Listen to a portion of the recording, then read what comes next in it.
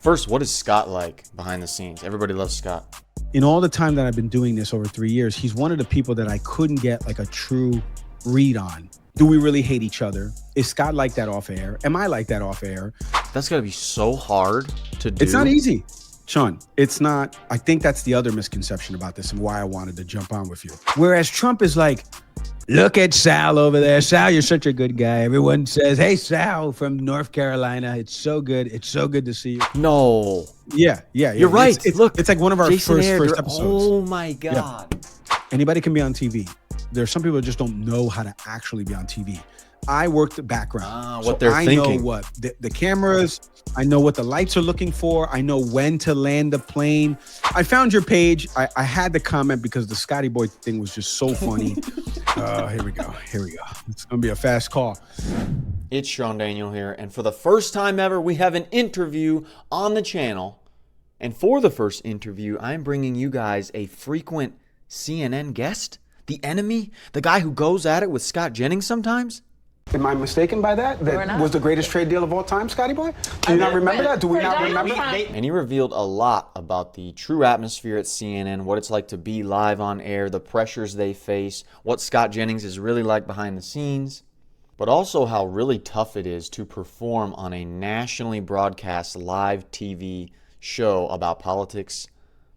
That honestly humbled me, and I think might humble you guys to be a little hesitant to talk crap about all these people we see on TV, except the liberals, of course. We got to go after them, you know? And if you want to show Mike some love or even talk some crap to him, I'll link his channel down below in the description, and you can go on his latest video and just say, saw you from Sean's channel, or go at him if you want to. He'll respond back, trust me.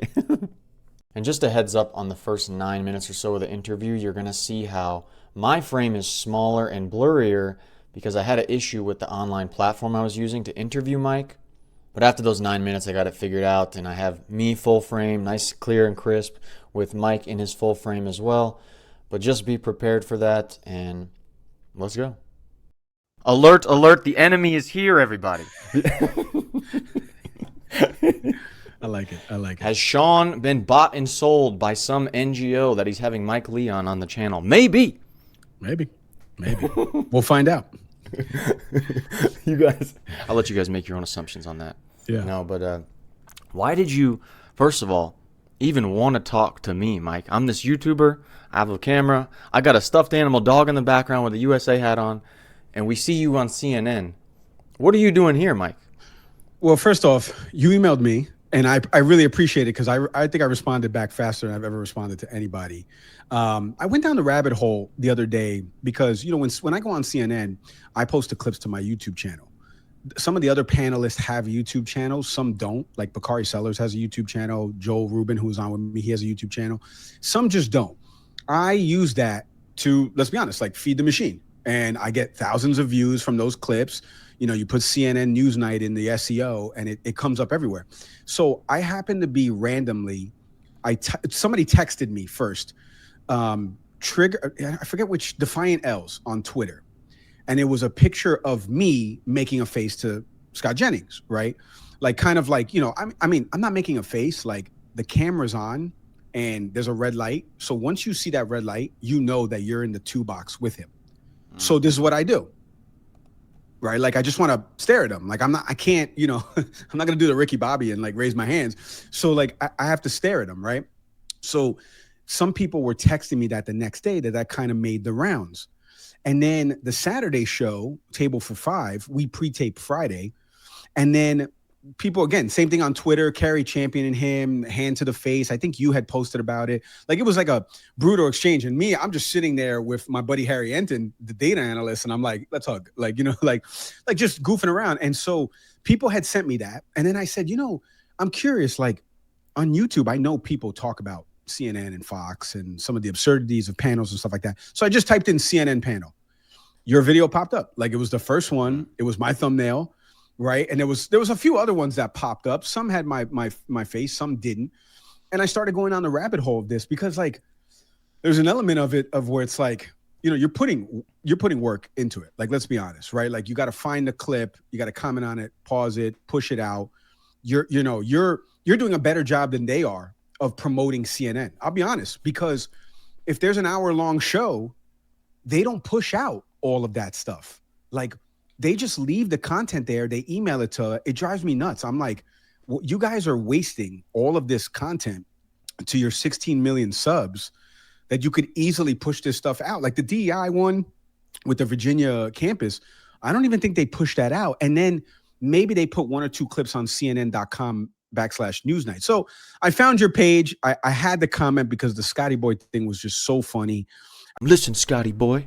Am I mistaken by that? That was the greatest trade deal of all time, Scotty Boy? Do you not remember that? Do we not remember? I told you this off air, so I'll bring it here. But like, and Joel Rubin thought his impression of him was hysterical. Mr. Politically Correct with everything. He's actually coming on my pod in a couple weeks. Like, but he was like, that is me, technically. I mean, like, I did work for the State Department, right? Like, I have to like be very, you know. So, and it just made me laugh. And I said, you know what? Once you reached out, I'm like, why not? Like, why not have these conversations? Because I think there needs to be a demystification of like what goes on, like how the program's built. Do we really hate each other? Is Scott like that off air? Am I like that off air? Like, how's the segment? Are they like, you need to say this? They don't do any of that. But I think there needs to be a demystification of it. And that's why I'm happy to jump on your channel and get into it, because there's been times, not on CNN, on the other network, somebody was like, can you not like say that and be a little bit more neutral? And I was like, so you want me to curb my opinion? But like, you asked me to come on here for this opinion. So we can get into all that. But, you know, I saw your channel. You popped up first. The Scotty Boy sold me. So here I am. Thank you. I'll play the clip of what Mike's talking about with the intro, which, by the way, was, for context, I came to visit my parents in Kentucky. This is where I am right now. And my battery was being weird, so I didn't use my normal camera. I used the webcam. I had threw on a hat in the morning to try to do this video quick, and I'm like, oh my God, this is the one that the CNN guy, Mike Leon, decided to watch, is this terrible production. You see the difference in the video now, but... Yeah, I do. Yes, the Blazer jersey. You probably had shorts on. I got it. Yeah. A little bit more produced. So and that's what you got out of it, was the Blazer jersey, too. Yeah, that I think that, because I'm a Knicks fan, I'm like, look, you can make fun of me, but you got a Blazers jersey on. You can't make fun of me, because that means you're a Blazer fan. Nobody just buys a random Blazer jersey. So I knew you were a fan. So I was like, I gotta heckle. No. I was a Laker fan my whole life. Oh. And I just kind of fell out of which team to like. I'm not a LeBron guy. And so I really love Damian Lillard. And I got a Dame jersey back then and kind of have player jerseys now. But yeah, that was one of the reasons I also want to talk to you, which is always interesting to me, is what really goes on with these shows and with these massive productions. Because I've been, when I used to work for some of the politicians and managing their IG and YouTube and stuff like that, I would be in the Fox green room, right? I would be in the studio a few times. But you have way more of an experience to understand what's going on that so many people have no clue about. Yeah, I mean, it's so let's start with the high level part of this, right? Like a lot of the times segment producers are trying to build a segment. So here's the segment, right? Trump says he deserves the Nobel Peace Prize. I think you saw that clip, and that was the exchange with me and Scotty, and Carrie Champion got in his face or whatever, the Rwanda stuff. It went everywhere. Like Sky Australia picked it up. Like a bunch of different people picked it up because she said something and she hadn't watched the news. And he goes, maybe you should watch the news before you come on the news. In fairness to her, we pre-taped that. So see, like, we pre-taped that on a Friday. We got to pretend like it's Saturday morning. I think, and again, I don't know, I'd have to go back and check, but I think they met in the Oval Office later that day, because in the clip, Scott Jennings goes, you know, they just met in the Oval Office or later today, you know, like, or earlier today or something like that. So there's a component to a segment producer wants to build a segment. We want to talk about this. Who are the panelists? With CNN, with Abby's show, the first thing they asked me years ago was, where do you lean? Like, where do you lean? And I work for the Free and Equal Elections Foundation. So I work for an independent foundation that tries to put on debates with all the candidates, like the Libertarian Party, the Green Party, the Socialist Party. RFK was part of our debates, Cornel West, Jill Stein, Chase Oliver. Thomas Massey debated one of our debates in July. You can watch it on YouTube. It's the one where the girl sang that national anthem and she messed up and she was like, hold up, I got it. And Snoop Dogg posted it. Like, it got a lot of, I hate that was the takeaway from everybody, because the actual takeaway should be there's multiple parties in America and everybody should be debating. And we invited Kamala Harris, we invited Donald Trump, and of course, DNC and RNC don't care, and CNN circumvented everything and did a debate on their own, which we can even get to in a larger sense. So I tend to be independent.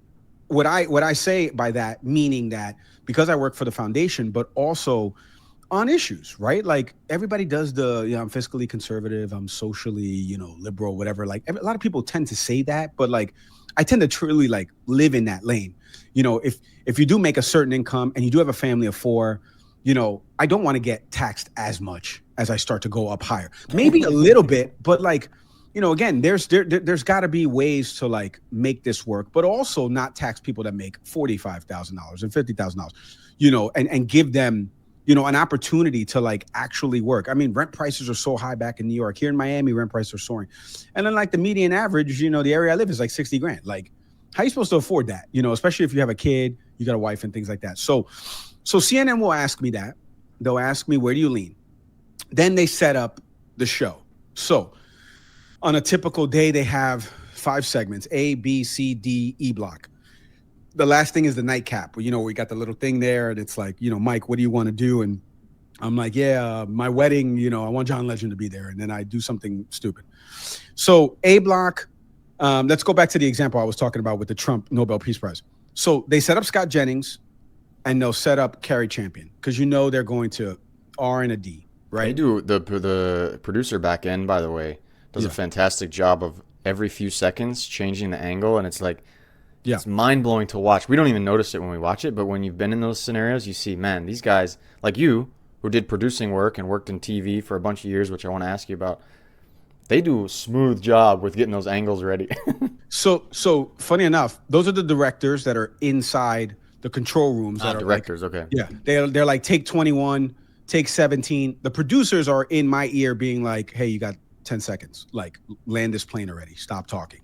And I'll get that sometimes. I'll get the stop talking, but that's when we're about to go to commercial break, because there's such a thing as like, it's going to be a hard out, which means that it's going to turn off. Like, it's going to go right to commercial, and Abby's going to be like, I'm coming back. And then it's just going to go to, a Folgers commercial.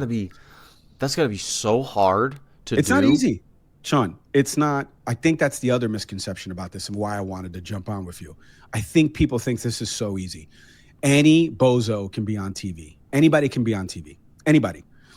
God forbid something happened. Yeah, but like being on TV, meaning like, something happens tragically. It's in the area where I live. CNN's going around asking, hey, do you want to be on TV? Yeah. Boom, throw me on TV. I don't have any camera experience, but throw me on TV. Anybody can do that. To actually be on TV, where you grow an audience and where your mannerisms and the cutaways that they call them, like, that's a little bit harder to do. So, but back to the segment, they structure it with like, here's Scott Jennings, here's Carrie Champion. Okay, they cancel each other out, right? R&D. Here's Harry, and here's Mike. Mike's independent. I'm very analytical, a lot of data. I love to bring out stats. I think I brought out a stat about income inequality and growth over the last like 45 years. Somebody wrote in the comments, they're like, isn't that Harry's job? Why is Mike Leon crushing it here? Like, Harry's just sitting there with no data. So we kind of canceled each other out because we're data. When they do the 5 people, right, they always open up a 5th seat. So when I went on, I think it was Thursday of 2 weeks ago, they opened up the 5th seat to talk about Zoran Mamdani, up in New York, the mayor's race. I'm from New York City. I'm a Bronx kid, like blah, blah, blah. I grew up in New York, went to high school in Westchester County, all of that. Yeah, you went to a super high I know a little bit more. High school, by the way. Yeah. Oh, Harrison High School. Somebody looked me up there. Oh, well, Sean. Well, and we can get into that as to why my parents moved us out of the Bronx and moved up to that high school, because the opportunities, right? Like, I ended up getting into Rutgers from there and stuff like that. But anyway, so you could watch all those losing they football tend games. to like. Here we go. It's gonna be a fast call. So they have the Thursday show, for example. I'm trying to remember who was on the panel. It was a Republican strategist, Annie Wong. It was the Lieutenant Governor of California, Abel Maldonado. And then you had, I'm going to butcher her name, so I apologize, Xochitl Hinojosa. She was like a former DNC spokesperson. And then who was the other person that was? Ashley Allison. So 2 Dems, 2 Rs. Here's Mike in the I lane. They tend to put me on that because I want to truly I feel like I can make things level-headed. Like I can look at things. Is Donald Trump Hitler? No, he's not Hitler. Come on, give me a break. Like if Donald Trump was Hitler and he was killing everybody, we would all know it. I think all of us would be on the side of that. There are things with his policy that are different than the Biden administration, right?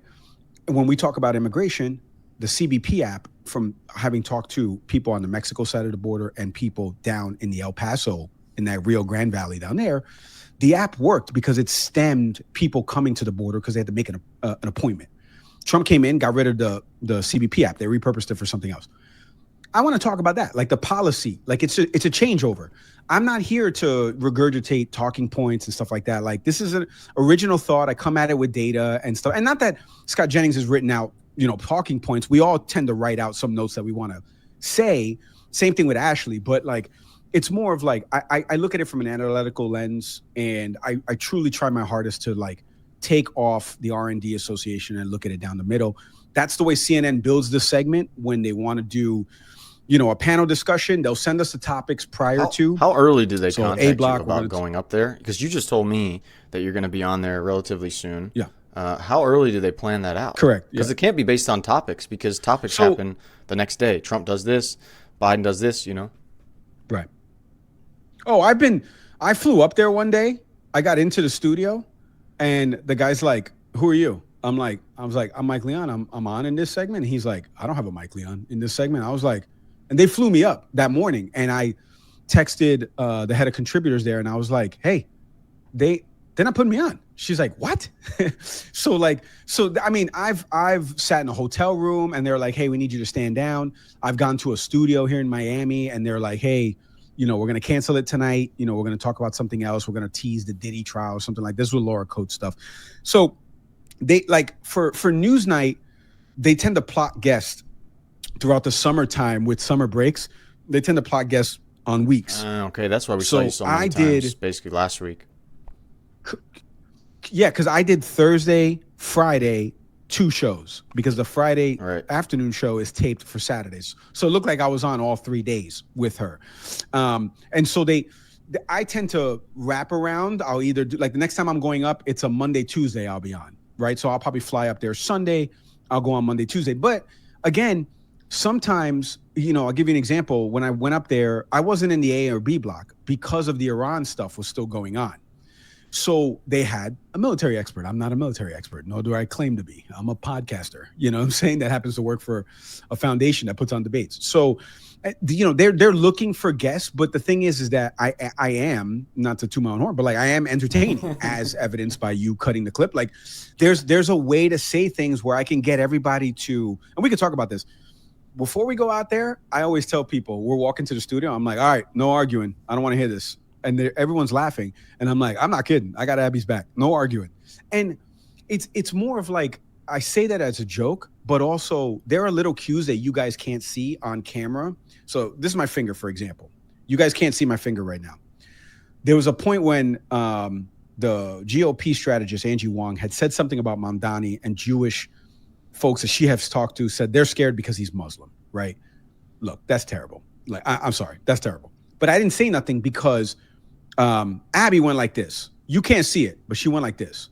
So she's looking at me like this, as you see me looking out of the corner of her eye, and she was like, and it's a cue that I think that I got this. Right. I got this. Yeah, because I was just watching. I just made a video about it last night from last night's Newsnight, which went pretty. Abby kind of lost control of the panel because some comedian podcast guy was. I thought pretty obnoxious, and was this the John Fusselang?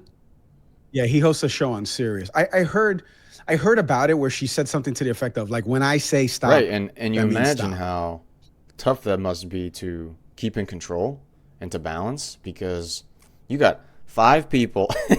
We know human nature. You can go in with the best intentions, but people want attention. People want to get their name bigger. People want to take advantage of being on CNN. Just like I think that Sirius XM guy last night tried to do. And she's got to keep it all in check when everyone's trying to say their piece. I mean, that's, it's very easy for YouTubers or random people to just criticize everybody on the news, but man, that is so much pressure as a host, let alone a guest as well. Sean, I think that, again, this is why I wanted to come on here, because you got a big following. There's other channels that are similar to you guys. And it's not about commenting on the news. I mean, obviously, it's freedom of choice, expression, whatever you want to do. I salute you guys for making this content, growing channels. I'm sure I know how much I make on YouTube, and I don't got as many subscribers as you. So I have to manage it, and that you're monetizing. I know you are, because I know what I make. But the thing is that, like, that's work. Like, I think people don't understand that. Now, your guys' work is just insane. It's insane. And for Abby, I want to demystify something. People tend to criticize her of, like, she jumps in and bashes Scott. She does. She shouldn't. And that's the problem. It's gotta be so hard as a host. It's so hard, but I also think she's getting the hang of it with the show. They've had a couple of things, the Mehdi Hassan thing with Ryan Gerdusky, the beepers thing. There's a couple little instances where it went off the rails, Carrie putting her hand in Scott's face, the Bakari thing with Scott.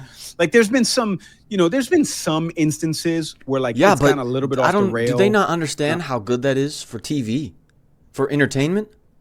It's the number one show in that block for, but again, this is a little bit skewed from an analytics perspective, because they'll shrink the age demos, and then the digital audience, they'll factor that in, and they'll be like, hey, it's the number one show. And you're like, is it the number one show across 18 the other thing to 40? that I think a lot of, let's say, normal American conservatives would disagree with. Everybody wants to throw us all these numbers. They want to throw us even about shows, or let alone about politics, right? About strategies and stuff, and politicians, and how much their bill or whatever is going to do. Like, most of us that are not fully into politics, like myself, and I'm into it more than a lot of people, but like, we don't got time to think about all these analyzations, let alone about which is the best show, or how is this bill or policy going to do it. We make these decisions on who we like based on much less analytical things, and I don't know how much panelists or guests on shows recognize that, because they're arguing for this point. And a lot of us are like, okay, for instance, people who love Trump, like, man, he's cool, he's charismatic, and he's not scared of what he says. Or people who don't like him, they're like, he's too brash. None of us know any numbers. Right. Well, and to your broader point, this is the argument I always have with Democrats. It's like, you got to keep it simple, dude. Like, you're just, when I go on a panel, when I talk about a number, I'll be like this, like, let me give you the Zoran Mamdani thing, right? So, like, I was like, look, I was born in this hospital. And then I you was talked raised about in the the rent Bronx. prices there. I remember. Yeah, I mean, that's a real situation, right? Like, during the pandemic, New York City was trying to get people back into apartments. Our apartment was like $3,350, $3,400. That apartment right now is $5,600. There is no reason on God's green earth that apartment should be $5,600. It's a 2-bedroom, 2-bathroom. It's not even that big, with a small kitchen area, and the washer dryer is downstairs in the building. Like, what person can actually afford that? And I love living in the city with my kids and my wife, but, like, who's going to afford that when you could just move to Jersey 30 minutes away and get more bang for your buck? And so when I was talking about him, I was trying to give, like, real which data, made sense because it was relatable. Meaning, it's relatable. He won Crown Heights and Bedford-Stuyvesant. You guys don't know where that is in Brooklyn, but the average person there makes $50,000. On the Upper East Side, where all the rich white folks live, that's where Cuomo won by plus 5 points. The average salary is $135,000. So it's real simple who he's talking to, why his campaign has gotten so popular. It's very Trump-like. Like, all of us, it's a little different because Trump's a I know. I don't get how he's been. I don't get how he's been. And again, I'm from New York, and I've met him one time, and a family friend of mine worked for Eric Trump and still works for the Trump properties up in New York.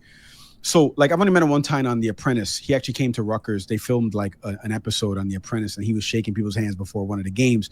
But he's done this thing where, like, when he campaigned, he's made it about smaller things and smaller issues. No tax on tip. A lot of people say we're going to do that, Sean. A lot of people are saying it. Some people. Yo, that was good. Like, he does. Yeah, he does that, and he keeps it real simple. Whereas Democrats, I was making fun of Kamala Harris because it's like, she did this thing. I don't know if you saw how visible you are on TikTok, but like she was supposed to do this Subway take show I heard where that you give about your take. bacon. Like, yeah, like she doesn't know how to be. Yeah, like bacon is a spice. She doesn't know how to be relatable, and that was one of the things. Or she really went on that with charismatic, Charlemagne, you know, like, during the camp. No, it's not easy. Like, it's not easy when you get thrust into it in middle of July, and now all of a sudden you're going to be the front runner for a party. Like, she wasn't expecting that. You know what I'm saying? And you know, the cover up and all that stuff with the Biden stuff, like, you know, what she knew, what she didn't know, it didn't matter. But like a lot of incumbents, you know, across the world were not elected again. And when she would go on the campaign trail, it would drive me nuts because she would do like that. I want to get 25,000 just to get a foot in the door. Whereas Trump is like, look at Sal over there. Sal, you're such a good guy. Everyone says, hey, Sal from North Carolina. It's so good. It's so good to see you. We're going to be winning so big. And he'll say stuff that would offend some people, but would also relate to a lot of us, of what we're thinking, but we're not allowed to say. And, you know, when he does that, right, or just how, like, certain things that people liked about Obama, it necessarily wasn't some big policy thing they could explain. My favorite thing about Obama was, like, he was at a gym one time and they were like, right. Give me the ball. Give me the ball. Yeah. And he hit this corner three and he's like, that's why I'm president, or something like that. I'm like, that's awesome. Give me the ball. As a basketball guy, like, that's awesome. Yeah, like, yeah, right. Here's the deal. And that's the thing. Like, he had to, if he misses that, we're all talking about it. He made it, and like, it just jumps his coolness. But like, back to your overall point, people don't care too much about policies. They don't listen. Everyday Americans, you know how busy people are trying to survive and live their life. You know, and that's why you know, you saying Scotty Boy in the clip and being funny. You know, people will like that. Like you said in the comment back to me, you know, if Scotty was making fun of me, I would love it, which is true. You know, which is true. And right. You would it would be a different thumbnail and title and stuff like that. I will tell you, the thumbnails, not you specifically, like Benny Johnson, his thumbnails drive me nuts. Like, these thumbnails are like, they're fake, like, they're stupid, like this, and like, you know, here's AOC with a tennis racket. Like, why would I click Mike, on that's what like, I can't understand. Do you want me to take you seriously? I'm like, they're AI thumbnails. Yeah, they're not good. What? Just use from the program, like you used from the program. Yeah, like, it wasn't fake. You know, it was a good. You were anyway. like getting excited. I remember. Right, I was like this. Yeah, exactly. What I don't. So maybe you can shed light on this, because I don't understand it. Because you, for everybody who doesn't know, I think you had like 19 years experience in traditional TV and traditional media, right? Behind the scenes, whether it was like being an aide, whether it was being a producer, whether it was booking guests, I think, whether it was you worked for Golf Digest. I'm a big golfer, so I was like, dang, you work with same. some golf television thing. Yeah, it was part of a merger with the PGA Tour's international app, Golf TV. So I'm a big golfer too. I'm a 7 handicap, so like I love playing. So yeah, thank you. Hold for applause. Thank you. Maybe 7.5. What's now, your the index, celebration maybe a little when you bit have higher, a big putt that you make, or a big, like, really good shot? Do you do something instinctually? Yeah, like that, like just a good fist bump. I did one time because I played Sawgrass, because, you know, I used to work for the tour, so I could get on Sawgrass for like $100. And me and my friend, we played. He birdied. We both got on the green at 11. He hits like a 40-foot birdie putt, and then I hit like a 12-foot birdie putt. And like, you know, we're just going nuts, right? Like, not that birdies are like hard to come by, but I mean, but it's right, it's there, you know. But yeah, so you did a back bunch to your point about working in media, right? And you've seen behind the scenes, and you earlier said about you don't understand why CNN or Fox or these other guys, especially CNN, they don't seem to take advantage of their own show that they put millions of dollars of production into, hiring producers, directors, having a studio, booking guests like you, flying you up, planning out the segment. And then they have the live TV thing that plays, right? And then they maybe post one clip from that to be sent out throughout social media, YouTube, or whatever. And I do not understand it. Can you please educate me on that? Because like you said, I feel like little Sean Daniel, do a better job of taking advantage of some of these shows, huge production, than they do. So it's my biggest gripe with them. It's fallen on deaf ears. Two things. First, I'm a use the whole turkey, right? Like, so I just had Thanksgiving, and then I'm gonna eat leftovers the next day, and then I'm gonna eat leftovers Saturday. Like, use the whole turkey. And so, like, when a show has 6 segments, like all of that should be at least a clip or two. And when I mean a clip or two, I mean this. I mean, you got to put a short, you got to put the full segment on YouTube, right? And you can plot these out, schedule them, throw the shorts up instantly. When you go on Instagram, invite the collaborators. They don't put these clips up, and they don't invite me, Ashley, Scott. They don't do anything. On Twitter, they don't tag anybody so we can retweet and reshare. The show pages themselves, the thumbnails are terrible. Like on Instagram, just go to, if you look right now, you can do this exercise on Instagram. CNN, Audie Cornish's show, I think it's called CNN This Morning. Like, if you look at that page, you'll be bored to death with that page. Like, you may be bored to death already with Audie Cornish because it's on 6 a.m. But like, the page sucks and it's not inviting. Wow, and I think right. you know, I work in.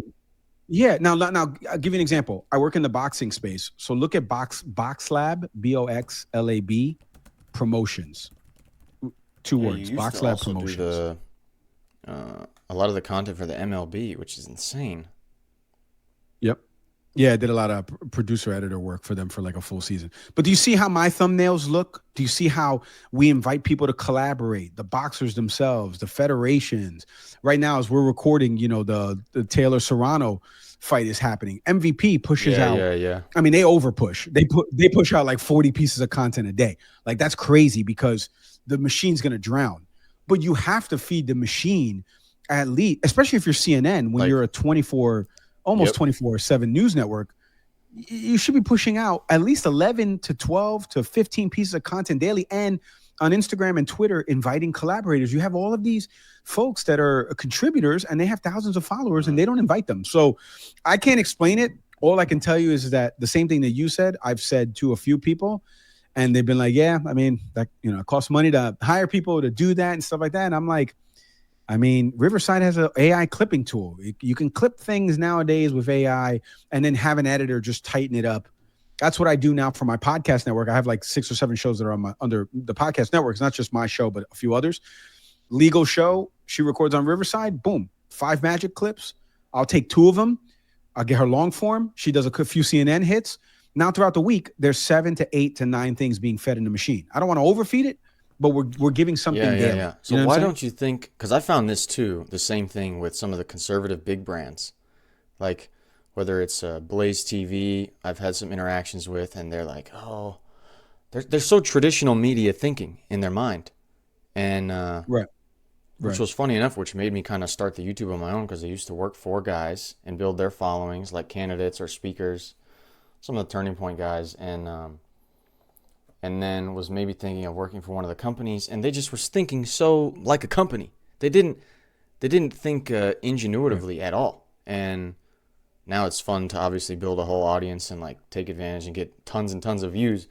But why don't you think, and this is going to go to my second point after you answer this, about how the hell you did a transition from sports media for almost 20 years to now getting booked on massive TV shows? I was like looking around. I'm like, how the hell did this guy do this?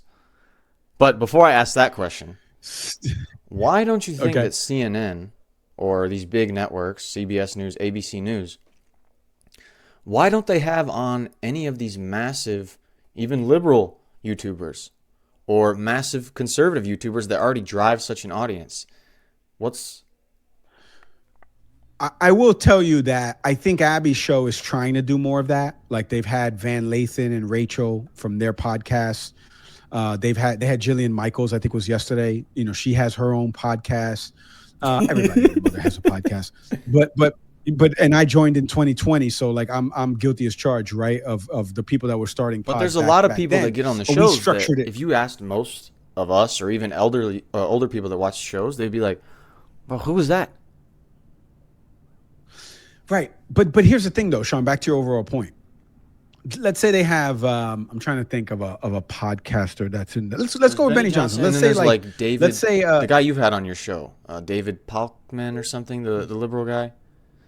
Oh yeah, Pacman. Okay. I've never had him on, but I did something with him for a show I used to executive produce for Rick Sanchez, who has his own YouTube channel. But having like those two on, who have yeah. So let's millions use of people that watch them, hundreds of thousands of people watch them every day. And here's the thing, I think Abby's show is perfect for that. They're trying more of that. Anderson's show, no chance. It's boring. You know, it's a lawyer here, a lawyer there. They're not gonna. He's even never Jake gonna open Tapper's it up show a lot to of times. Like, You know, it's very. But hers is set up like a First Take. Yeah. For ESPN. Yeah. Jake's show is funny enough. Like, I used to go on it a few times. I went on October 6th before October 7th happened a couple years ago. So I got kind of like, you know, over the next couple months, I wasn't on again. And then I went on before the Biden Trump debate. Like I was on that week on his show. So I have, he does have a panel set up, and he wants to have people, and he's had me, he's had Mehdi, like he's had other people that have created either podcast networks or stuff like that. But back to your point about Benny and David Pacman, what are they going to do with that? Because just like I said, they don't use the clips. Now it's incumbent upon Benny to take the clip and be like, I went into, and he's going to make a stupid thumbnail with I went into a war zone. Have you worked at his company before? It sounds like. No, but you know what's funny? Type in YouTube right now, Jamie Gruber, Punta Cana, Puntacan. Okay, do you see Jamie Gruber there? Like that YouTube channel of like that travel lifestyle? Just click on him and look at some of his thumbnails and tell me where the inspiration's from. Like you can see in those thumbnails, when you click on his videos. It's like it's traditional, it looks old school YouTube the last few years where everyone did the shock factor stuff and they did the bright colors. Benny does the same thing now. Correct. And so the thing is that CNN, unless Benny and David really go at it, they're only going to use one clip of it. Like they're gonna put it on their YouTube channel. That's it. They're not going to make a short of it. They're not going to post it on Instagram and invite these guys to collaborate. He's going to have to now take the segments he was on and actually make something out of it. Like I said, because he can monetize off it, because he could be like, I went into the Lions Den. He would do a way better job than they would. The exchanges. And so would David. Right. Well, and that's the thing. They haven't embraced totally new media. Some of the producers have dipped their toe in the new media, i.e. that's why I was able to get on. But I also worked in TV. They knew that I can make this transition, right? Like my co-host is going to come on with me in a couple weeks when we go up there. He's supposed to be on with me on that month. Like he's going to be the dem strategist on there. Yeah. So, I mean, they just haven't embraced it. And their model is really, look, we have millions of people that watch us digitally, they don't need to. Right? Globally. We don't need to like lift all the boats with this tide. Like we just don't need to. Me, on the other hand, with my podcast, like I'll invite a congressman on. I'll invite, an author, like the Jake Tapper book with Alex Thompson. I invited Alex. We post a clip. We post 2 clips. Alex, Axios, boom, they all accept collaborations. Boom, now it grows, right? Like, because everyone sees it on Alex's feed, they see it on Axios' feed. Like, I just think that, CNN just does, I don't know who's leading the content efforts, but like they don't use the entire turkey. Like they're leaving scraps and then they're throwing away things. And there's tons of hours that they just don't use because some of it is, maybe not relevant anymore. Like I have a clip up there. I can't put the clip up there of the Canada stuff because like it's a little dated, right? Like, and so they tend to do that, But based on let me go back to the other question. I know you already kind of mini segued it by saying about how you used to. So no, but let me tell you how I did that. 10 or 20 years almost in traditional media. Then you start some podcasts in 2020, and then you start, which you said on I think NTD News. You discussed about how you used your back end experience with booking guests and stuff to be able to get these people. But how do you start, first of all, booking people that have big names, they're congressmen, they're big speakers online, and then secondly, how do you transition that to getting invitations to massive shows? So the first part, when we started the podcast during the pandemic, something had happened down here in Florida with my wife's family, and I was like, I just want to start a show. I reached out to my co-host. He went to college with me together, so we knew each other. We're journalism graduates. So I was like, we're gonna start a show. Like the first like 8 or 9 episodes, like it was nobody's, right? Like I had Jason Ayer on, who was the director of The Last Dance, because I worked with him at HBO. Wait, what? So you had the guy who made The Last Dance? Yeah. No. Yeah. You're right. Look, it's like one of our Jason first Ayer, episodes. Oh my God. Yeah. It's a long time, but this is what I'm saying. We didn't know what we wanted to be. So what we were doing was, can we please talk? Like, can we just talk to people? How did you do that? You said you had a relationship with him? Yeah. Yeah, I worked with him. I worked at HBO Sports, and he was one of the directors there. I worked with Ezra Edelman that did the OJ doc. Yeah. You know, the OJ Made in America.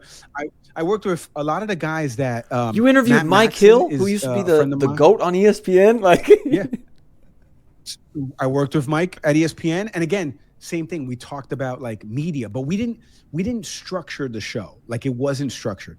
Now the show is completely different because the audio podcast is 3 segments. First segment, I'll just give you an example.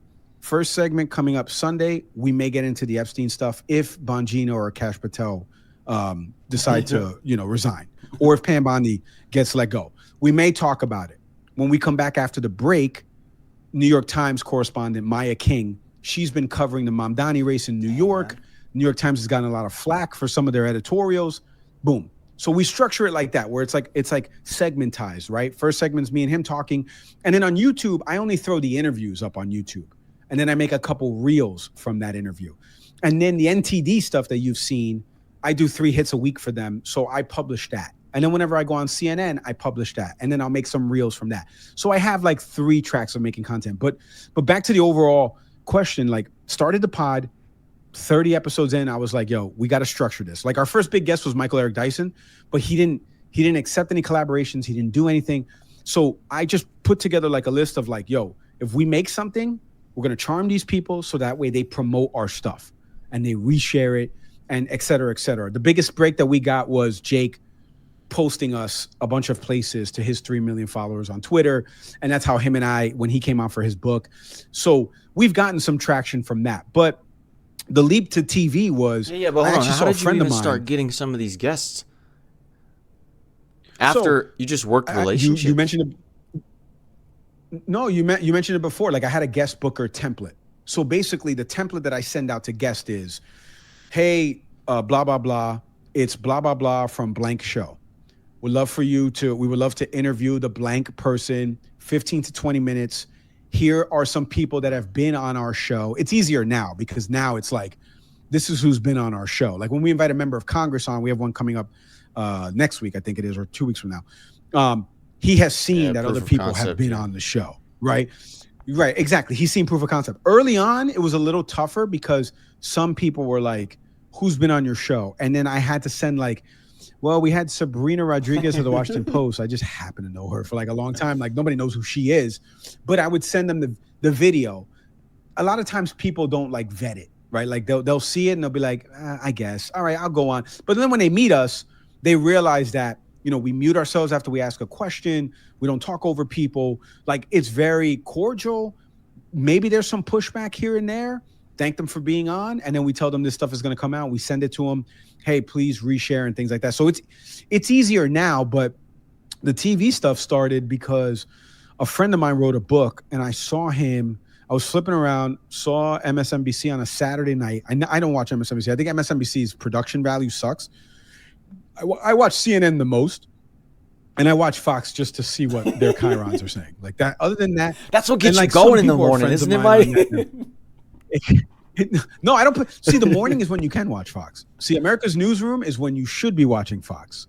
I would argue. I would maintain that you should be watching that. 8 o'clock, I would recommend that you change it and put it on something else. That's just my opinion, but you can watch the network. But remember, I worked there for 2.5 years. So some of these people are friends of mine.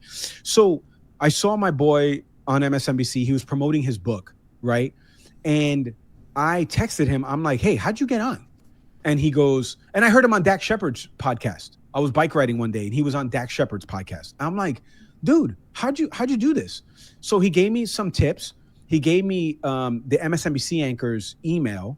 I emailed him because he was coming out with a podcast called American Radical that was on MSNBC. And it was about somebody in his town that died on January 6th that she's not talked about that much. Roseanne Boylan, like she got trampled or something like that. So he grew up in the town where she was from. And his high school friend, who's the brother-in-law, was like, hey man, I want you to do something about my sister-in-law here. Like, so long story short, we booked it with MSNBC to have him on. And then I asked him, I'm like, hey, Eamon, like, I know you do Saturday panels and Sunday panels, like any way I can get on. And he's like, yeah, email the producer, I think with Kyle or something like that. Emailed him. Now they booked me on. I did pretty decent, right? And then the Trump stuff with the arrest started happening. So I wasn't a lawyer, right? So like I was getting bumped. Like they would be like, hey, you're coming on Saturday night. And then here comes Alvin Bragg with some bullshit, right? Like, and so I was getting bumped, right? Like it sucked. Like I wasn't a lawyer, even though I wish I had been a lawyer, like at that point. So from there, what I did was I built like a one-sheeter that kind of links my appearances and some of the interviews I've done in the space and what I can talk about. So when I send my stuff out and I'll give you an example. You know about this boxer that got arrested by ICE that fought Jake Paul, Julio Cesar Chavez? Mm-hmm. It just happened like last week. Okay, so long story short, the guy is a famous boxer because his dad was a famous boxer. He fought Jake Paul in California on June 28th. The next week, ICE deports him and claims he's part of the Sinaloa cartel. So they waited he's such a bad guy, they waited a whole week and left him there. Julio Cesar Chavez Jr. is his name. So the story came out, right? I saw he got arrested. I saw the video. He was at his house in San Diego, whatever. So the first thing I did was I emailed my Booker friends at CNN, at NPR. Hey, you know, I work with Jake Paul's team with MVP. I'm pointing to my TV because the fight's happening right now with MVP. And I was like, I know a lot about the story. I happen to know his promoter. I can speak about it, you know, from the immigration lens, but also from his lens, right? Like he was on a visa that expired, but you know, he's on posters everywhere. He's about to fight June 28th on DAZN. And like, you could have arrested him at any time, but they waited a week. So you make that pitch and then producers, like I was telling you before, segment producers will be like, all right, do we want to talk about that? Like what's happening in the news? Like they prioritize what's happening, right? So I didn't get on for any of that. But the Mamdani stuff, because I'm from New York, when I happen to be up there, I was like, hey, if you're going to talk about it, like Jamal Bowman and I have known each other for years, like, and he's potentially in Mamdani's cabinet. Like I happen to know people in the Mamdani circle. So like I can talk about that and what I'm hearing and his campaign and data. And they were like, perfect. That's going to be the C block.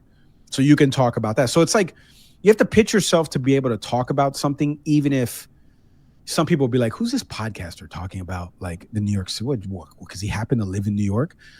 Yeah, I happen to live in New York and I cover this stuff and I interview leaders from New York. I interview reporters from New York. Like I'm doing the informed citizenry type stuff. You know what I'm saying? Like that's it. So the TV stuff just started from there. And, you know, CNN is the one that took a liking to me because I had an agent that he doesn't represent me anymore. Like he doesn't represent me at all. Like we're still friends, but he sent out to News Nation, MSNBC, Fox News, CNN. He sent me out that page I was telling you about, that one-sheeter. And he goes, hey, I got Mike Leon here. He's a Hispanic guy. He can talk about the Hispanics and Latino vote for the election cycle, blah, blah, blah. And none of them answered except CNN. So I went up to CNN. I met with the head of contributors. I met with Jake's people. Jake was my first time on there. And Jake, I said something funny. I don't know if you saw this, but like we were talking about DeSantis with DeSantis and Trump, and DeSantis made a joke in Tampa in front of a bunch of sheriffs. And he's like, we don't need presidents that have lost the zip on their fastball. And Jake goes, whoa. And I go, well, I'll tell you, the Phillies haven't lost the zip on their fastball. And he's like, yeah. And I was like, because he's a big Phillies fan. And the girl next to me, she's like pandering. I'm like, I have to. He doesn't know who I am. Like that made me laugh. That made them laugh. And after the segment, he's like, whenever he wants to come on, just tell him, just book it. You know, so now I have a relationship with his people. And then Abby, same thing. Abby and I have become, friendly enough where, we'll follow each other on Instagram and things like that. Like if Laura Coates and I would say are actually it looks like it on air, by the way. Because I'm trying to do. Yes. Yeah. I'm trying to actually, I appreciate that. I'm trying to actually do. Did not mean it like that, Mrs. Leon. No, I know you did. I know. I'm trying to do something segment wise for her show that I've pitched her on that is very kind of like what you said. Break it down. keep it simple. Like, explain it to us. And then they can use it in other parts of the day as a segment. They can throw it up on social. And it's kind of like America, like, let's talk. Like, can we please talk? Like, it's a segment like that. Like, it's an idea like that. It's got some B-roll, some clips, and then it's got me on camera standing by a wall showing some numbers and things like that, making it like interactive, right? They used to have a guy do that, John Avlon. He used to do this reality check, but he's fucking boring. I'm not boring. And so we talked about it, her and I, and after the Diddy trial, like, hopefully we end up doing something. But the TV thing, just to land the plane here, it's not easy. It took a lot because I wasn't on for a lot of time during 2022 was the first time I started going on TV, but I was on like October, and then the next year I was on in April. Like, and I would send my stuff, nobody would respond. It wasn't until CNN really took a liking to me, did the Jake thing. October 7th happened, unfortunately. And then a few months go by and they had the GOP debates, I think the fourth one that happened in Alabama, or the Miami one. I forget which one, but I was part of special coverage. So I was on after Scott Jennings and after David and after, Alyssa Farrah Griffin get to arguing and they bore the shit out of people. I was on with the JV squad, like right after. Like, it was me, Abby, Bakari Sellers, Alice, who's no longer with us. I forget her last name because she passed away recently. But like we would come on afterwards. We'd be the 12 to 2 a.m. crew. So they took a liking to me, and like, they just keep booking me. Now it's me booking myself as opposed to the contributor, the head of contributors being like, hey, do you want to come do this? Like, now I just reach out to producers and be like, hey, can I come up Monday, Tuesday? And they're like, yeah, I'll slot you in. Like, and again, if breaking news happens, God forbid, something breaks, I'm going to be flying up and doing nothing. Like, I'm going to be sitting there twiddling my thumbs. But that, I have that relationship. So now most of it now is that active. I didn't know that it's active work on guests' part sometimes, like yourself, to pitch stories you see, how you can relate to it, how you can contribute to it from a specific angle that nobody else can. It's not necessarily I don't know the terms, lead producer. Sometimes it's half and half. Like, NTD, for example, when I'm a contributor there, like, I'm a paid contributor there at that network. Is that the same for people that don't know with NTD? CNN, when they fly you up, do they pay you to be on there?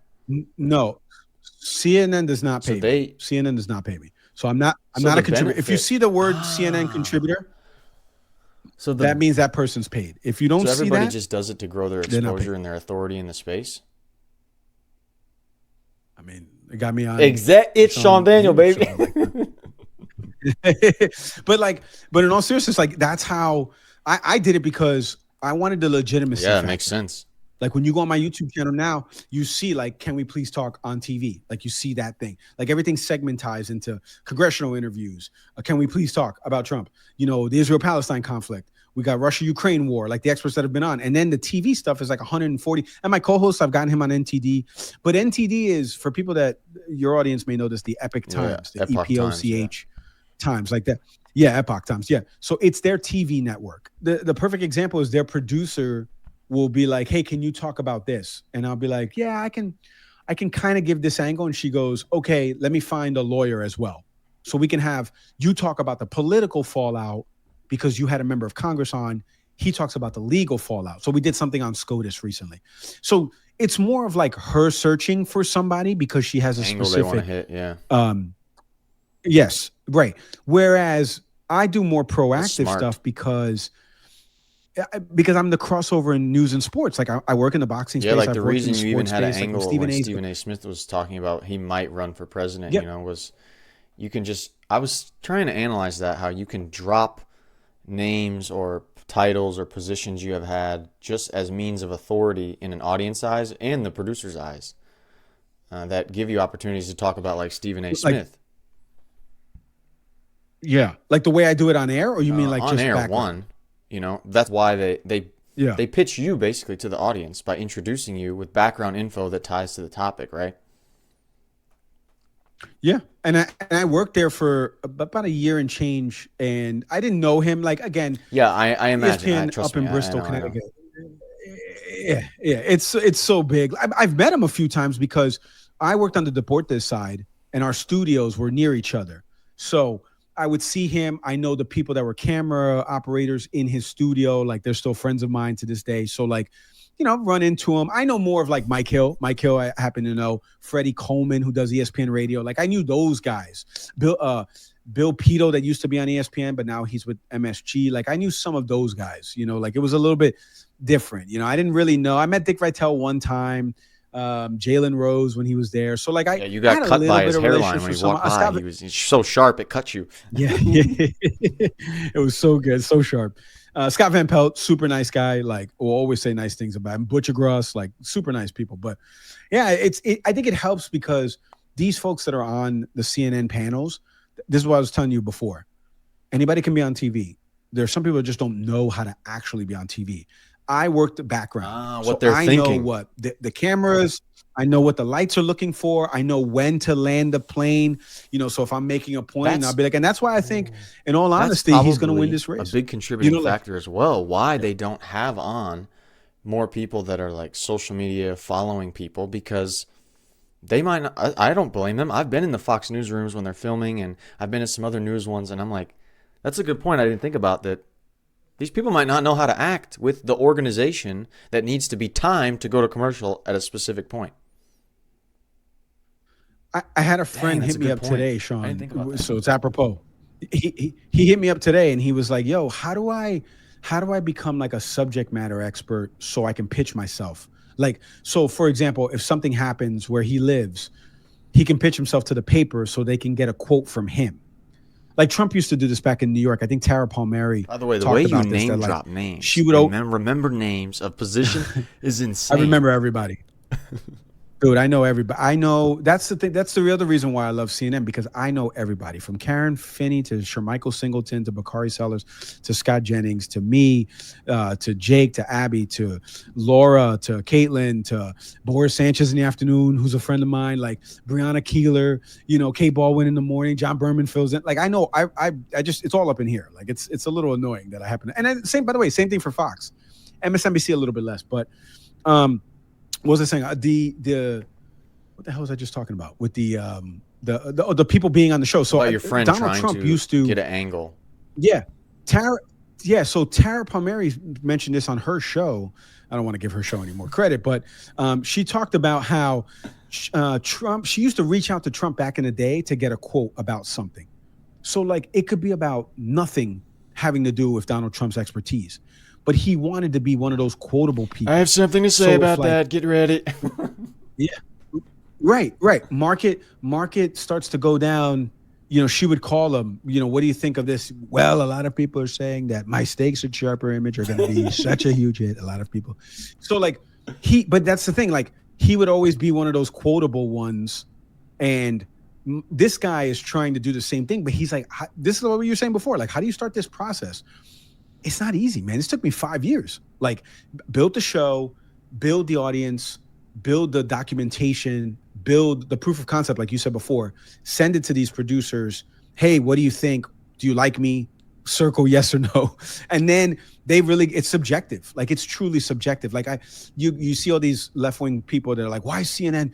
Why do they have Scott Jennings on? I'm not going to watch. It's like, you're here commenting on a CNN video. Like, you're clearly watching. Which is one of the you just help them out. smartest things I think they have done, by the way, was bringing him on consistently and based on what he does to bring that, like, fiery debateness in there. It's drawn so many conservatives to watch that show. Do you know how many? I just made a video last night late last night, right after. No, and you guys will kill all of us. Ivy League. I went to Rutgers. I didn't even go to an Ivy League school, yo. I was like, what's he talking about? Somebody said that about me in the comments. I was like, yo, I didn't get cooked. They somebody else last night. I made a video right after the show. I put out a clip faster than CNN, which is ridiculous. It's at 70K views now, and I had a lot of people who are like, man, can we get more of these Newsnight clips? Because I can't find them anywhere, and CNN doesn't put them out. And they don't, and that's the thing. But my point is, there's conservatives that like watching it, and there's liberals who like watching it because they like seeing the points that they bring up and watching Scott not make good points, right? So it's actually smart what they've done. This is the only show I like watching because it's like a first take intense thing. Yeah, they did a good job, but There's like no. Oh my God, Mike, I know so much about YouTube that I could go off on right now. I'm not gonna do it. But Yeah. how much more time do you have, or do you want to talk? By the way. I Okay. got about like 5 more minutes, or if you want. It's up to you. Like, Okay. what else do you want? My question was, because of all this experience that you have in at least in CNN, who is the most? First, what is Scott like behind the scenes? Everybody loves Scott. What's Yep. You're gonna ask that. Scotty Boy? Scott, Excuse me, this as is he's a known in the reference. streets. No, Scotty Boy, correct. No one's gonna get this reference. Scott is like my cousin Jonathan. So my cousin Jonathan is a lawyer, and he has like these facial expressions that he makes that like you're like, Yeah. I use them for the thumbnails all the time. And I'm like, yeah, I'm like, did you? And he does this thing where he's like, he's one of those people where I actually, I said this to, I was texting a friend about this. In all the time that I've been doing this over 3 years, he's one of the people that I couldn't get like a true read on, because off camera, and we taped a segment that was in the Food Network kitchen. We talked about the DEI stuff afterwards at the University of Virginia. And I said something to the effect, I'm paraphrasing now because I don't remember it fully, but I'm like, look, Scott, let's be honest. This is back to what you were saying, right? CRT, DEI, MAGA, like you guys are just keeping it simple. Like, yes, have things ballooned into something that maybe they exclude certain people? Yes. Do we need to rein that in? Yes. But at the end of the day, when I was hiring for somebody at MSG, like I wanted to see everybody, not about skin color. I'm talking like, show me all these resumes, because we don't have a lot of black and brown people that are in technology. So if I happen to get a few and they're pretty good, and like I said, at the time, like we were working on some Spanish content, okay, maybe that's a leg up for this person. Maybe it's not. But I need to be able to pick from everybody. Like if I can't see everybody and I'm just getting the same level of candidates, that's not helpful, right? It's stunting these people's growth. Like I'm very greater good guy. You're gonna get this golf reference. Like I've said this about like the gun stuff, right? Like my sister lives in she lives in Tennessee now, but she was in Texas. Gun owner. My wife's father, big gun owner.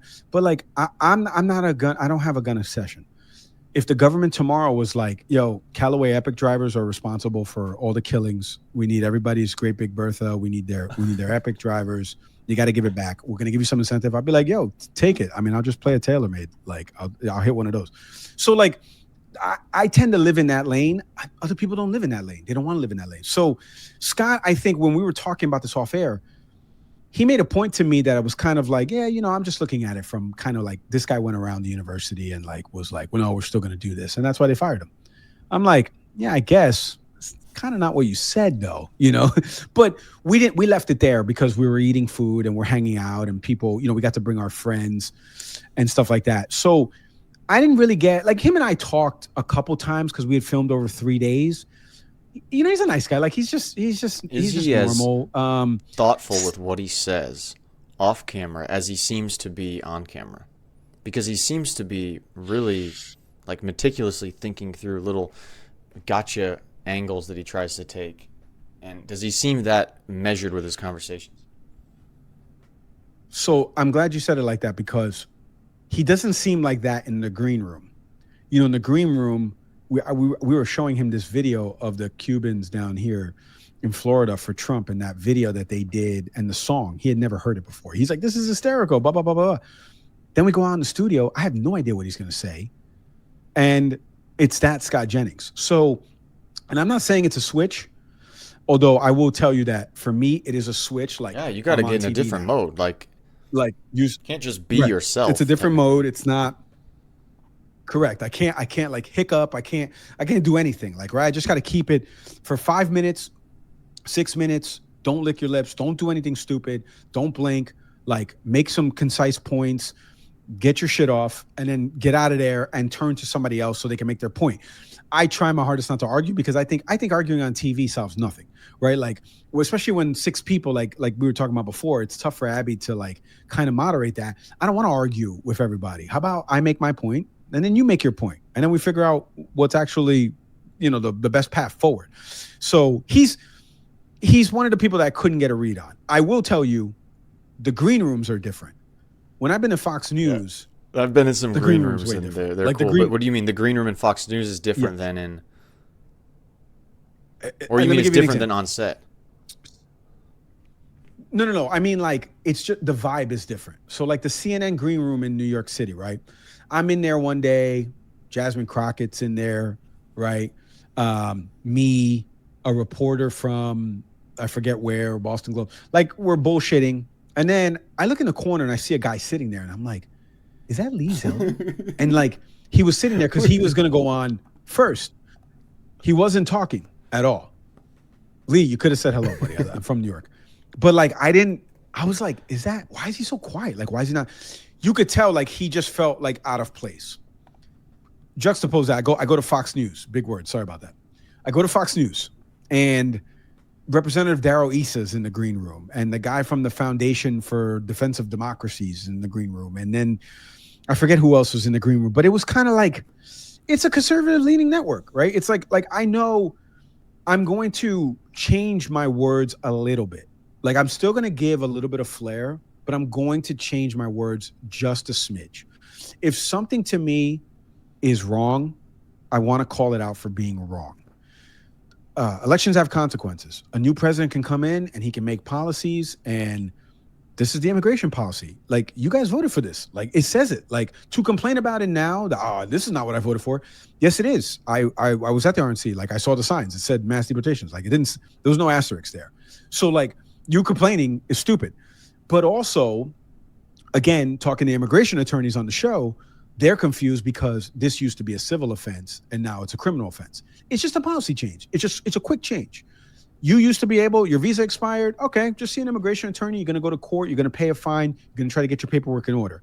Now it's see you later. You're in a detention center, and then we're going to process you and get you out of here. That's the difference. Is it callous? Yeah. Is it mean? Sure. But it's within the executive's authority to do that. He's declared certain things. Like, I don't agree with a lot of it, but he's done that. That's the striking balance. When I go on Fox News, I'm going to say a little bit more of like that. Whereas if I go on CNN, depending upon who's the panelist, I will try to give a little bit more numbers about me living in Miami. And like, you look at all the Venezuelans and Cubans that are, temporary protection status down here. I've talked with people down here. I've talked to attorneys of some of these folks that are representing them. And then I will do like I just said, I'll do the joke. You voted for this. Like, I don't want to hear the ideas meal. Like, you voted for this. Like, get out of here. So I'll be more of the joking person because it's 10 p.m. versus Fox News Sunday at 9 a.m. You know what I'm saying? You have to really know your audience, I imagine, if you're on social media, anything, but especially on TV if you're trying to get rebooked. So thank you, Mike, for taking the time. I appreciate it. And I was very impressed how much you keep track of what you're talking about while we were on here. And you kept trying to eventually be able to circle it back. And you can tell you talk a lot for a living and during the week, but that was impressive to watch in person just now. Well, first of all, I appreciate that. Can we please talk? New episodes every Monday. Download it wherever you get your pods. Follow us on YouTube. Follow us on Instagram. Can we please talk podcast? I truly try my hardest to structure these things in a format that's digestible. Podcasts have been great because 45 minutes, people go on a bike ride, they go work out at the gym, they go listen to it. We get thousands of listens a month. Like, I truly appreciate everybody listens to it. And the TV stuff, like me and my co-host said, the whole goal with doing this was to like add to the discourse. I don't want to be one of these strategists that is just regurgitating AIPAC's talking points or something else from the RNC. Like, I don't want to do that. Like, I don't even want to work. And I've been offered something for like you were mentioning before, like working for some congressional folks. And actually, funny enough, I'm meeting somebody tomorrow about that here locally. But it's just, I like talking about the problem and then potentially figuring out a way that somebody watching it can solve it. I don't want to run for Congress, but I do want to have that congressman on when we come back after the break to talk about the issues that are affecting his constituents. So I appreciate, you joking and calling out that thing, and we got a kick out of it. And thank you for having me on, man. Truly.